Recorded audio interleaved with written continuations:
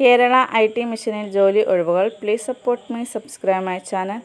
Kerala state IT മിഷനിൽ വിവിധ തസ്തികയിൽ ജോലി നേടാൻ അവസരം. Head in governance, lead security analyst, software architect, senior network engineer, hand hold support engineer, help desk operator, messenger cum office attendant ഒഴിവുകളാണുള്ളത്. കരാർ അടിസ്ഥാനത്തിൽ താൽക്കാലിക നിയമനം. താൽപ്പര്യമുള്ളവർ ജൂലൈ 26 മുമ്പായിട്ട് അപേക്ഷ നൽകണം.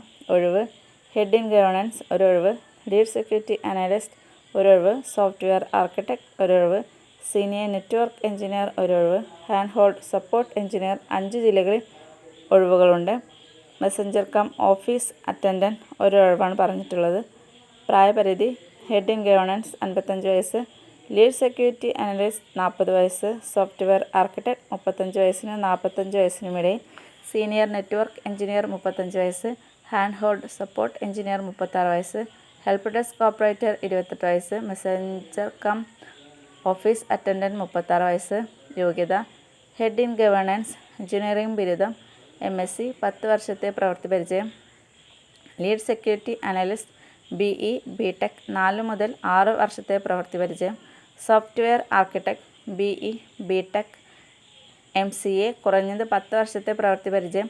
Senior network engineer BE electronic computer science, 3 വർഷത്തെ പ്രവൃത്തി പരിചയം. Senior network engineer BE electronics BTech computer science, 3 വർഷത്തെ പ്രവൃത്തി പരിചയം. Hand hold support engineer BTech അല്ലെങ്കിൽ 3 വർഷത്തെ ഡിപ്ലോമ, 1 വർഷത്തെ പ്രവൃത്തി പരിചയം.